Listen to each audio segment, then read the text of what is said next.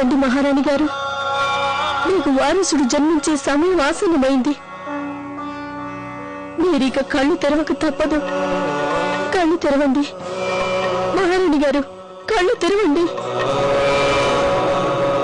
ఇదిగో ఝాన్సీని హస్తగతం చేసుకోమనే అధికారిక లేఖ. ఇక కావాల్సిందల్లా గంగాధర్ సంతకం ఒక్కటే.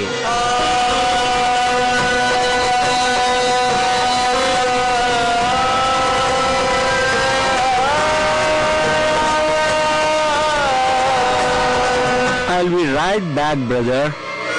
గంగాధర్ చేత దీని మీద సంతకం పెట్టించుకొని వస్తాను.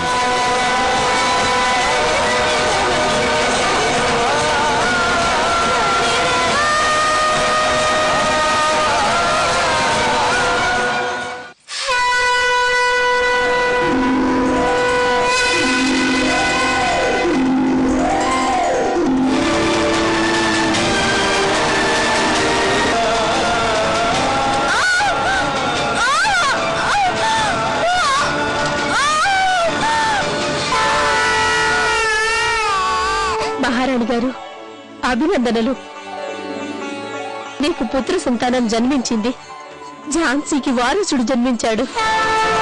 పెద్దమ్మా, మీకు కేవలం నేను మాత్రమే కాదు, ఝాన్సీ యావత్తూ రుణపడింది. మీకు డబ్బులిచ్చో ధన్యవాదాలు చెప్పో మీ రుణాన్ని తీర్చుకోవడం సాధ్యం కాదు. వెళ్ళు తల్లి, ముందు నీ కర్తవ్యాన్ని నిర్వర్తించు. నన్ను ఆశీర్వదించండి పెద్దమ్మా.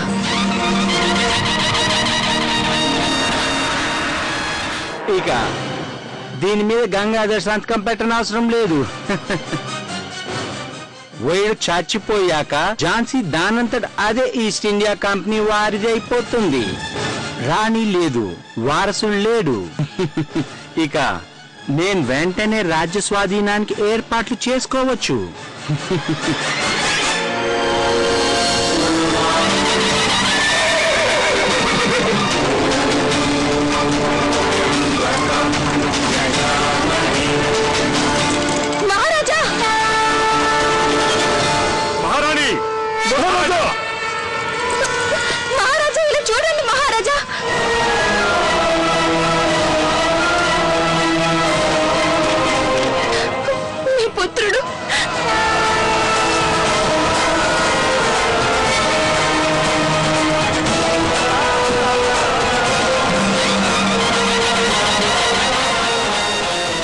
మృత్యువుని నీ ప్రేమే జయించేసింది.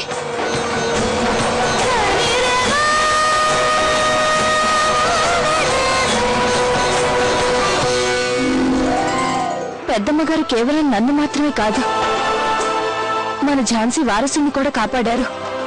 దుష్టులైన ఆంగ్లేయుల కుట్రలు మంట కలిశాయి మహారాజా. పెద్దమ్మగారి రుణాన్ని మనం జన్మ జన్మలకి తీర్చుకోలేం.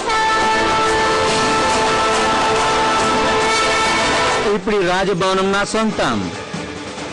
సోల్జర్స్ వెళ్ళి ఆక్రమించుకోండి. మిస్టర్ నెల్సన్,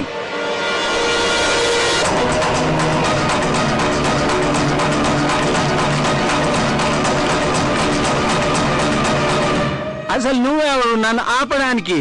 నన్ను ప్రశ్నించే అధికారం నీకు లేదు. మిస్టర్ నెల్సన్, నువ్వు ఈస్ట్ ఇండియా కంపెనీ వారికి ఊడిగా చేసే చిన్న ఉద్యోగివి మాత్రమే.